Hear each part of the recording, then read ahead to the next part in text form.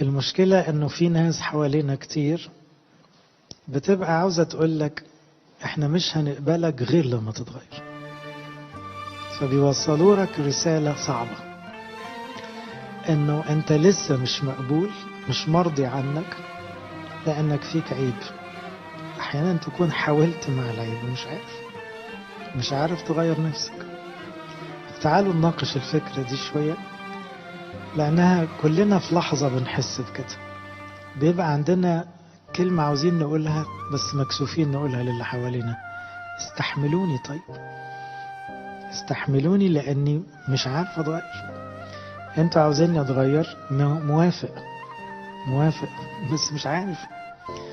الحتة دي في رأيي فرق مع ناس كتير قوي، بالذات اللي عندهم احساس فشل او صغر نفس، او في خطية غلباهم باصرار، او النقد مستمر عليهم، مش حاسين بمحبة اللي حواليهم. فبيبقى ده لسان حاله، لكن غالبا بالذات مع الكبار نكسف نقول كده، نكسف نقول انا مش عارف اتغير او استحملوني. ده انا اقول لكم ان في كذا نوع من البشر في موضوع التغيير كده. برضو اللي انا بجتهده ده مش كلام علمي، ده كلام يعني اتعلمته من الانجيل ومن الخدمة. اولا في ناس معجبة بروحها، فموضوع التغيير ده مش في بالها. يعني ليه؟ يعني يا ارض تهدي، يعني ما فيش احسن من كده. فهو طبيعي ما عندوش، يمكن الناس تعبانة منه، بس ده مش هيحس بالموضوع بتاعنا خالص، لان هو راضي عن نفسه بزيادة. ففي فئة كده اللي هو لا يرى في نفسه المصايب والمشاكل، فدول طبعا صعب قوي تغييرهم، اكتر نوع صعب تغييره.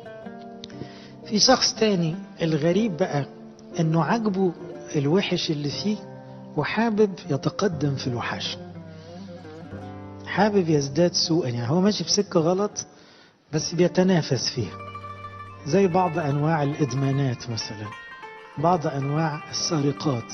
الحرامية ساعات يتنافسوا مين يضرب الضربة الاكبر. بعض انواع الاساءات والاذية، في ناس بتحب في الارهابيين يثبتوا ان هم اكثر ارهابا مثلا، يعني في ناس كده. فده تغيير بس في اتجاه عكسي تماما، يعني برضو ده مش موضوعنا. في نوع ثالث، في واحد بيجاهد وبيتغير بجد. دي بقى عندنا امثلة كتيرة في الكتاب، ان في واحد خد موقف من نفسه، ودول اللي بتكثر عليهم الوعظات. يعني الوعظات احنا كوعاظ غاويين الشخصيات اللي بان فيها التغيير، بس ساعات الكلام ده عقد. يقول لك زكا كان بيحب الفلوس قوي رماها، فاللي قاعد يحس كلام حلو قوي، طب انا بحب الفلوس مش هرميها، ومش عارف ما احبهاش وهتفضل شغلاني، ولو ما طلع العشور بحس بوجع قلب. فيبان ان الكلام انا مش زكا، طيب مش عارف اعمل زي السامرية، كانت وبقت كويس، اجتهدوا وغيروا. بولس ده كان وبقى طيب. ففي نوع فعلا التغيير واضح فيه، وغالبا ما كانش تغيير في لحظة، غالبا كان تدريجي، لكن الصورة النهائية ان في تغيير. في نوع رابع من البشر، هو ده اللي هنركز عليه بقى. شخص شايف مشكلته، عارف عيبه، مقتنع ان في حاجة غلط مفروض تتغير، عيب، ضعف، خطية، بس بيجاهد وما شافش لسه تغيير. انا بحب قوي ماري مرقس فحطه هنا، لكن هو ماري مرقس طبعا في الاخر بقى قديس عظيم جدا، لكن كان في خوف في شخصية ماري مرقس. بان قوي يوم ليلة صليب المسيح، طلع من هدومه وجري. دارت الايام لما ركب البحر وراح مع بولس ولقى الحكاية تخوف وهنكلم وثنيين، ركب المركب وروح. اذا هو ما كانش اتغير لسه تغيير كافي، الخوف غلبه تاني. ودي طبعا قدام واحد من 70 رسول بعد حلول الروح القدس، سامحوني تكسف شوية، الناس عندها استعداد للاستشهاد. لكن كلنا عارفين ان ماري مرقس مفيش اشجع منه بعد كده، بس جات متأخر.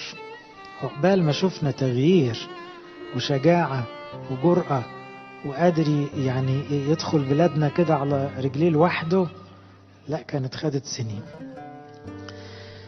آخر نوع شخص الموضوع مش في دماغه أساس، هو عارف عيوبه لكن مش بيحاول يغير أي حاجة بحجة أشهرها المشغولية، ودي تمثلها شخصية مرثا. مرثا أنت تهتمين وتضطربين لأجل أمور كتيرة ولكن الحاجة إلى واحد. ففي ناس بحجة أنه مشغول ما بيطورش نفسه، ما بيغيرش نفسه، مستسلم.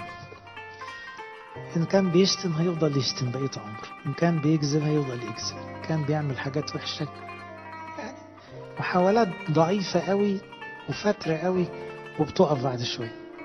إذا في أنواع من الشخصيات، في شخصية دؤوبة ملحة فبتتغير، في شخصية حاولت وما بانش تغيير بسرعة، في شخصيات بايعة القضية مش ناوية تتغير، في شخصيات بتتغير للأسوأ، في شخصيات راضية عن الوحاشة بتاعتها.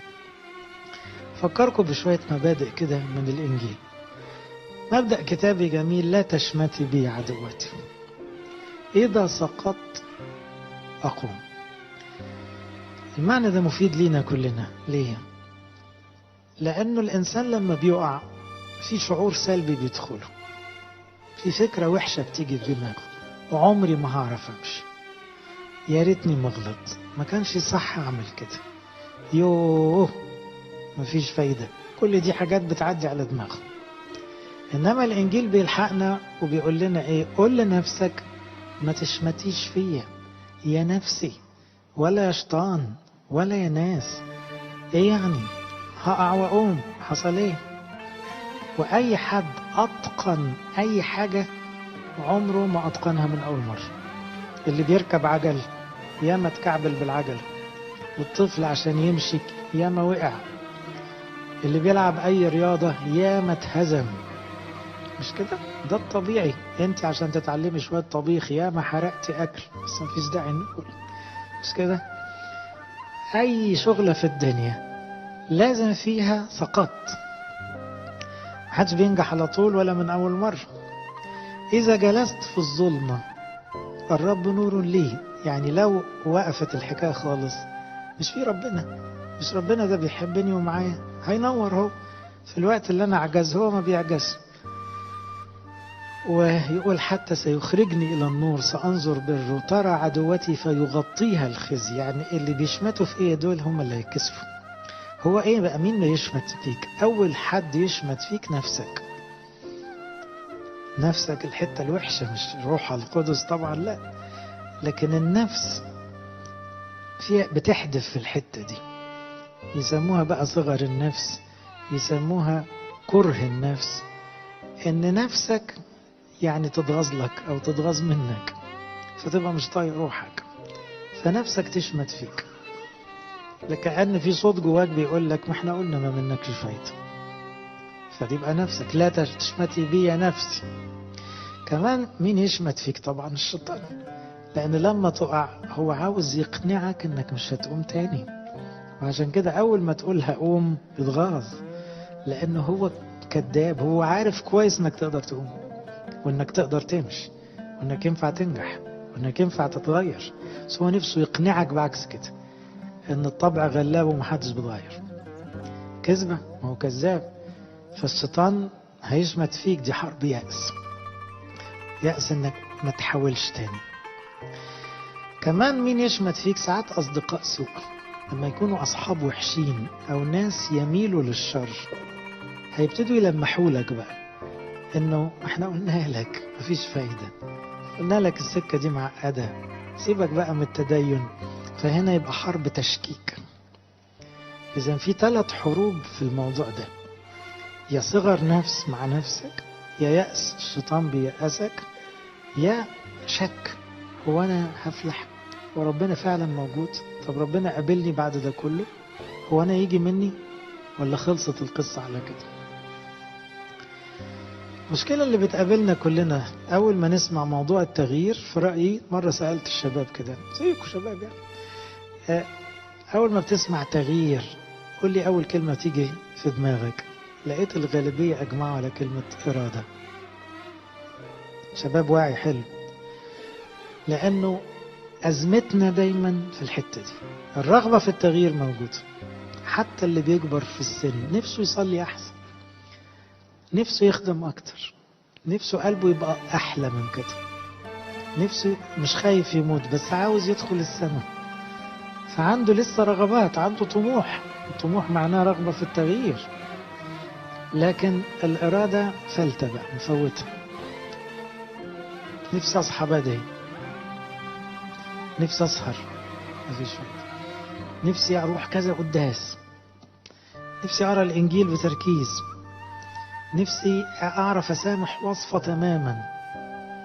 فتلاقي اللي نفسي فيه ده كتير قوي بس مش عارف أجيبه. ليه؟ الإرادة في مشكلة يعني. عبر عنها مثلا الفيلسوف بولس لما قال: أجد الناموس حينما أريد أن أفعل الحسنى الشر حاضر عني، فأني أصر بناموس الله بحسب الإنسان الباطن. يعني أنا داخليا مقتنع بكل حاجة صح، ونفسي أبقى صح في كل حاجة، ولكني أرى ناموسا آخر في أعضائي يحارب ناموس ذهني ويسبيني. يسبيني دي مرتبطة بالإرادة، بتغلب من الكسل، من الجسد، من اليأس. يسبيني إلى ناموس الخطية الكائن في أعضائي. مشكلة ضعف الإرادة دي مرتبطة بحاجات كتير، منها مثلا سرعة الإحباط. إنك تيجي تعمل حاجة ما عرفتش تعملها تقوم تبيع القضية خالص، مش هحاول تاني. ليه ما تحاولش تاني؟ ليه بتحبط بسرعة؟ وعشان كده مفيد قوي في الإرشاد إن احنا نقول لأي شخص بيبتدي: بص، مش هتقدر تعمل كل حاجة صح من الأول. توقع إنك تكعبل، توقع، لأن ده لوحده يساعده يقبل نفسه أكتر. لأن التوقعات العالية بتزود المشكلة. لو أنت متوقع إنك أنت بدل وعدت ربنا وعد خلاص كل حاجة ظبطت، أنت أكتر واحد هتقع في اليأس. كمان الإرادة تفوت مننا أو تقع مننا لما نقارن نفسنا بمثاليات عالية قوي. عشان كده تلاحظوا إن إحنا بنحط قديسين كبار لكن بنحط حكايات من الواقع كتير عموما في التعليم الكنسي. لأن لما نحكي عن أنبا بشوي وأبو مقار وأنبا أنطونيوس، الناس تحس إنه إيه في دماغها كده، يقولوا إيه دول قديسين، دول قديسين كأنهم مش بشر يعني، ملناش دعوة يعني. ملناش دعوة إزاي؟ دول بشر، المفروض بنقول الكلام عشان تعملوا زيهم. فلما تيجي حكاية بقى من واحد وسطينا وحكاية بسيطة وممكن نعملها، ده يفتح النفس شوية. كمان التأثر الوقتي، يعني كتير مننا ينفعل قوي وبعدين الموضوع يتبخر. يعني تفتح نفسك على فضيلة معينة، سمعت وعظة بقى عن الايه، عن الاتكال، وقلت بس انا هتكل بقى ومش هفكر في حاجة خالص، وتعيش على كده يوم 2 بكتير، وبعدين تلاقي الموضوع ده مش سهل. لا، مش عارف اوقف دماغي، مش عارف معولش الهم يعني. وساعات التشتيت، تسمع وعظة يمين وكتاب شمال وتدريب الثالث فتلاقي نفسك مش بتعمل حاجة في الآخر. الواحد ممكن يوصل لمرحلة بيبقى عاوز مش بس يبقى راضي عن نفسه انه بيتغير، فارق معاه ان الناس بتحبه حتى لو ما اتغيرش. هي دي بقى الايه، الرسالة اللي عاوز اركز عليها. لأن ربنا في الحتة دي بس احنا مش فاهمينها. ربنا طول ما انت بتحاول هو بيحبك وفرحان انك بتحاول.